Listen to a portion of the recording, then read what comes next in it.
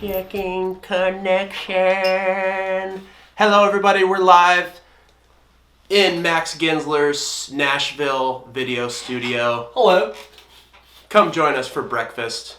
We're going to talk about YouTube, how you can get started, how we got started, what's important when you get started, what's not important, what you can do to level up your game, how you can market your channel better, how you can edit your video better, lighting, sound, cameras, lenses. We just kind of want to get into the weeds here and cover a few things. So if you guys have any questions about YouTube, what you eating? Oh, we got some pancakes. Yeah, blueberry pancakes with only the finest grade A maple syrup, au naturel. This comes to you not sponsored by any maple syrup company. Oh yeah, sorry. Here, I'm going to cover the label.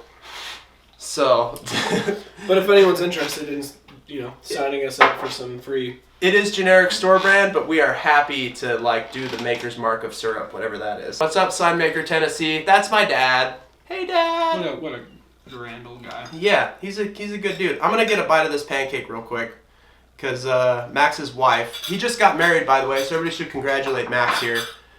How does it feel? Are you used to saying wife? No. It felt like a really big word, like introducing my wife to people. It makes me feel like way older than I am, but I'm still growing up, but calling a girl that I've, a wife, it's just weird. Mm-hmm. It's so weird. Do you look forward to going to Lowe's or Home Depot yet? No, absolutely not. It's coming, dude. You're on your way. You're gonna have dreams about ceiling fans someday. Ceiling fans? Yeah, and you will punch yourself in the nuts. I can almost guarantee it. All right, so let's kind of get into some of the meat and potatoes of this YouTube thing. I got started with it, I'm going to say 2 years ago. And I basically got started, I went over to a buddy of mine's house. He's got a 12-year-old son. And he was playing this video game over and over and recording himself, getting a screenshot of it and posting it to YouTube. And if the video didn't instantly get a bunch of views or whatever, he would take it down after 2 minutes, reshoot the video. Was it Fortnite or? No, I don't even know the video. I mean, I don't know the game. I'm just curious. Yeah, but he kept putting this video up and taking it down and putting it up and taking it down. And finally he got one that performed like he wanted it to, started getting views and stuff. And then he left it up. And I just realized how much, I guess, weight he put into YouTube videos. And basically he did not care at all about what was going up there or adding stuff or taking it down. And it really just clicked for me, if this 12-year-old kid has the balls to jump on YouTube and throw his gameplay up there, then what am I afraid of? If it's not good, nobody's gonna watch it anyways. So what am I afraid of to put some stuff up there that's not good that people are gonna think sucks? It's because if it sucks, not that many people are gonna see it. They have algorithm basically to figure out if your stuff is good or not. So that's how I got into YouTube. How did you get started, Max?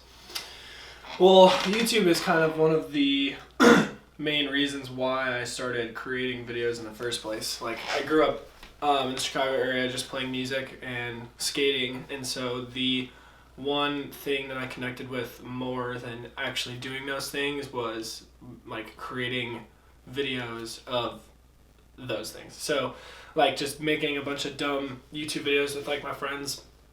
We used to make these videos called normal hangouts, and we would just film ourselves playing video games or just doing a bunch of dumb shit. and then I would make little skate videos for my friends and stuff, because I was always the guy that wouldn't throw myself down stair sets. I would just do kickflips and stuff. So I was always all right, well, let me film you do that crazy thing.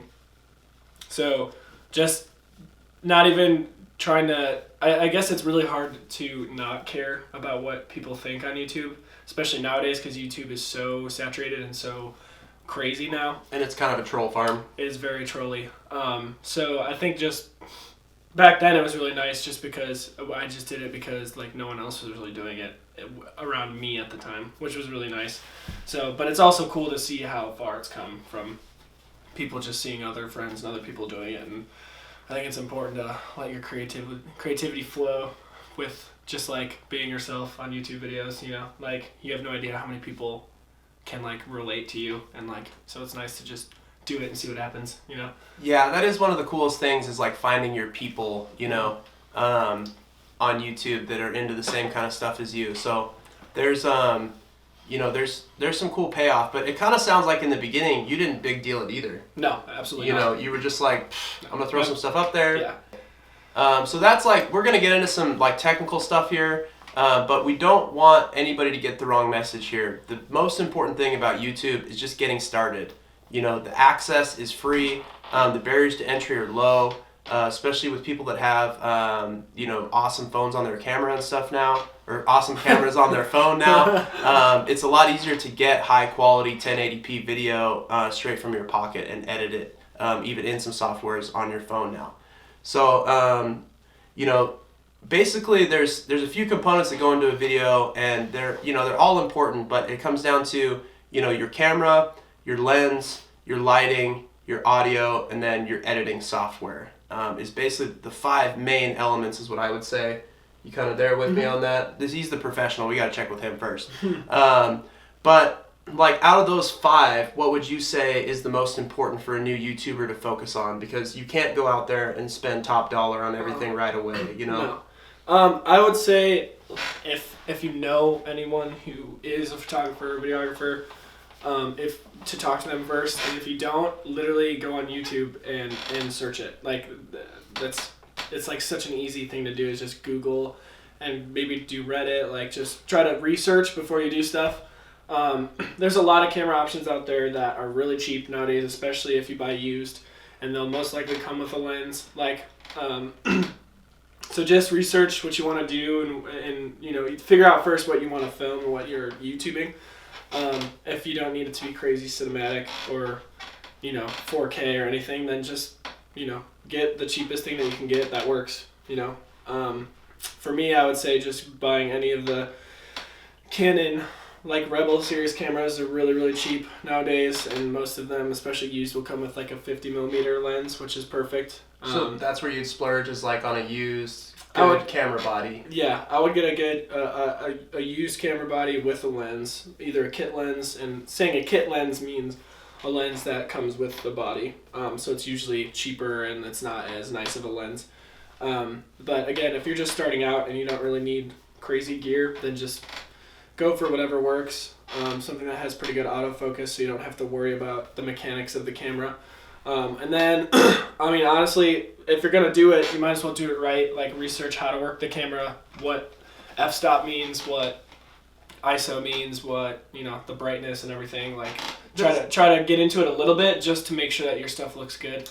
Because if you go straight into it looking bad, then it's like, you know, you got to start somewhere, but at the same time, you might as well do your research before you start. You know what I mean? I'd say that's where getting into the big brands really helps, is if you get a Nikon or you get a Canon. I'm a Canon guy myself, but those are like the 2 houses, and basically they're driven by the lens houses that supply the lenses for them, like Carl Zeiss, and I forget the other big one, but there's pretty much 2 big lens houses and 2 big, you know, camera body companies. So if you go with one of those big name brands, you're going to get their automatic white balancing. You're going to get their auto, you know, f-stop adjustment. Auto focus is really good, really well developed. And that's the benefit in going to a used brand name instead of a brand new, like Chinese something or other. Because I started with Chinese GoPros on the channel that they shot technically in 4K, you know, so, you know, good colors, a little oversaturated. But as long as I had some fill light, I could get all the information that I needed in the shot. And where I struggled the most was sound. And people freak out on you on YouTube if you have terrible sound. So like the first half of my videos are just full of comments like, your sound sucks, your music is too loud, I can't hear you, you know, all that stuff. And I got some microphones after I finally listened to the comments, and it was like the cheapest upgrade to my video content that I did. Like, microphones are, I think you can get some for like $9 on Amazon Prime. You know, it doesn't have to be a lot, but just improving the sound really helped my videos kind of get to the next level from there. Yeah. So, you guys have any questions? Let me scroll through here and see. Okay, Signmaker Tennessee, the iPhone XS is a great way to get started. Yep. Very true. Real. Is that the 10 have that kind of depth of field where they do the blur around your head? I think that's portrait mode though. That's just for pictures. Oh, just for I don't know if pictures? that works for video. Let me make sure this camera's still recording. Yeah. How old is Max? 24. 24, guys. Got his own freelance videography business. You guys want to see our setup in the studio? Look at these. He's got all these lights. We're sitting here talking about how you can just get started really simply, and we've got like a 3-camera setup. I'm gonna keep eating these pancakes. Yeah, you better rock those things, dude. I'm good. Okay, so other stuff about getting started on YouTube. We can go into kind of marketing your channel a little bit. And YouTube is just getting bigger and bigger and bigger. Google bought them out because they are the 2nd largest search engine in the world now, which is a pretty big deal. Let's see. Oh, Dark Iron Fabs. Best thing I've done was bought a 50mm lens and a Rode microphone. Yeah, we've got... Word. Max has a legit Rode. I've got a knockoff Chinese Rode. And that good lens, 50mm, a fixed lens, or what else do they call it? Prime pancake lens. Yeah, so a prime lens means it doesn't zoom, so it just stays one length. So, which I thought would be like a hindrance and basically be tougher to use if you were locked off. But now, you know, after banging my head against the wall, I've learned that you get a lot cleaner shots with a fixed lens because those 2 lenses don't have to move. A lot of times you can even get it cheaper than a zoom lens because there's not as many moving parts in there, and the autofocus on it is just a little bit crisper. I think the f-stop, when you zoom in on stuff, it actually tightens down your f-stop and limits the amount of light that can come into the lens. So without any zoom, you're not limiting your f-stop, the amount of light that comes into that sensor, because you're not basically necking it down to zoom out on something. So good kit lens is always good to have. But the next thing we want to go into, we've kind of covered some of the technical stuff, is how to market your YouTube channel. This is where a lot of people get stuck. You know, you've shot this video, you've spent like 95 hours editing it, it's perfect, you got this awesome music, and now you want the world to see it, and how do you like actually get YouTube's algorithm to pay attention to you is a big problem that everybody has. Everybody's trying to get more views, more subscribers, all that stuff. But how do you actually make it happen? And the first thing you need to do is really focus on your tags and your search terms. So anything you put in the title, in the body, and in a tag, if you like repeat a word, like we always have like welding or metal kind of in all 3 of those sections, YouTube's going to see that, and they're going to know that you are super associated with metal. And so any search with metal in it, you're going to have a better chance of showing up for it. So you definitely need to spend some time picking a good title for your video, and then doubling down on that information in the body, and then also in the tag, so that people can find your stuff. So that also means you need to make videos that are specific to certain topics. You know, you can't just go out there and shotgun, you know, we're going to get a video of our whole town and our shop and the mall down the street and talk about politics all in one video, you know, because it's just hard to search. Let's see. Oh, also zooming in on the digital display to get really clear focal point in the manual focus was a game changer. Yeah, you can really get some cinematic stuff with these newer cameras. We just got a Canon, what is it, the M50? Yeah. Something like that. It's like they're middle, like halfway between a full body DSLR and a point and shoot. And it's got some really cool features. You can make everything look super cinematic because you can like change the focus just by tapping on different spots on the screen, and feel super high tech when it happens. And makes your stuff look really cool on the super tight shots. So back to search and marketing. It also means you need to be consistent and pick a niche on YouTube that you're just going to hammer down on and become the expert in that one thing over and over and over again. You have to publish a lot of content on there, unfortunately. You can't just make one video and it's going to go viral and now you've made it. Unfortunately, that doesn't really happen in my experience. You're not going to go viral. I mean, I've got just north of 75 videos now on YouTube. My personal goal was to make 100. I figured if I make 100 YouTube videos and I still suck at it, I'm probably going to suck at it. But if I make 100 and I start seeing improvement and stats, go up and to the right, then I might be onto something. And that's what's happening now at the 75 video mark. So we got 25 more to go. Still haven't gone viral, guys. But, the channel's growing and it's kind of a long haul. So make sure you kind of have the long view with YouTube, because it's basically like putting your stuff into the second largest search engine in the world, and it's going to be there for years and years and years and years to come. That's the beauty of doing work online, is you set it up once and it just stays there and is available to people all over the world 24/7 nonstop. So pretty cool. You want to go into kind of some editing tips for guys and gals? Yeah. Keep it simple if you're not a video editor, or if you're just starting out. iMovie is a great tool for someone who has a low budget and, just needs an easy way to edit videos right away. And that's a Mac thing? Yeah. Mm-hmm. Okay, and then on Microsoft Windows, I used a program called Wondershare Filmora to get started. It's like $30 or something like that, I want to say, for the license. Nothing too crazy. Mm-hmm. Or you can even do it on your iPhone. Yeah. Use iMovie on your iPhone, it's actually not as bad as you think. Like, just making videos, like, honestly, on your phone, especially someone said, like, using the new iPhone or whatever, if you just, put it sideways, and film like this, and then go on your phone, and then when you're editing it, like, you can literally have a legit looking YouTube video just from, from your pocket. Straight out of your pocket. So Straight out of Compton. Straight out of Compton. Crazy about the name Ice Cube. Mm-hmm. Literally. That easy. So you always have to look at this stuff like a story when you're editing. It's really easy to get kind of disjointed footage that doesn't make sense together. You start stacking it up. And especially like when I shoot my stuff and then I edit it, I'm like super attached to the footage, and it's so hard to like leave stuff on the cutting room floor and like cut it out, because I think everything I say is super important, otherwise I wouldn't have said it, so that's a hard part, is cutting yourself out. And people have a short attention span, so if you don't keep stuff moving, people are going to drop away and they're not going to watch your stuff. So you definitely need to have a cohesive story. Think about beginning, middle, end. Set up some mystery with your beginning. Sometimes your beginning can be showing the end product and creating mystery of how you got there. Just got a good question from Dark Iron Fabs. He said, do you pick a soundtrack, then edit the clips to suit, or edit and hope the soundtrack fits it well? So, no, what you want to do is film what you're going to film. Don't even worry about the music or anything. Just have it all filmed out. And then when you bring it into post, when you edit it, put down the audio first.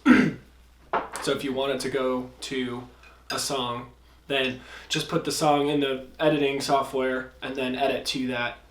It also helps videos immensely when you have a song, especially if it's more of an artsy kind of thing. You definitely want to edit to like the beat of the song, similar to like a music video. But if you're just doing a video like this, where we're just like talking and there's no like cuts or anything, then it doesn't really matter. You can just plop a cool song in the background. One trick I found though for editing to music is most editing softwares have a marker tool, where you can like set like a little arrow or some sort of indicator that marks that spot in your edit. And one thing that I like to do is I'll play the track, with the video, whatever I have done, but it's really about listening to the music.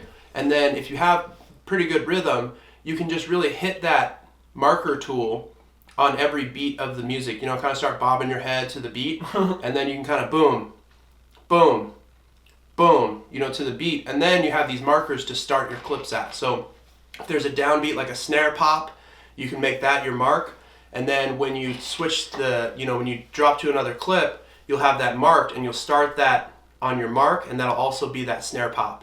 So when you switch over, it'll be pop, different, cut. Mm-hmm. And that's kind of a cool little trick to do those. That was a great question. It was. Thank you, Dan, from the UK, across the pond. Anybody else working on their YouTube game? I know Dan's been really trying to step it up over there. I've seen some of his stuff. Really awesome dude, making some really interesting things. So, where else should we go, man? About YouTube. I'm really getting into this pancake, so I kind of want you to take it away from me. Yeah, I mean, I think the main thing you want to do is just start and just go for it.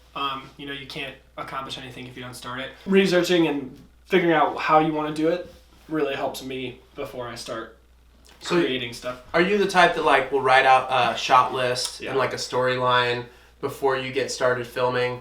And back then, no, absolutely not. And I've only recently been doing that this past couple of years because it's really helped me to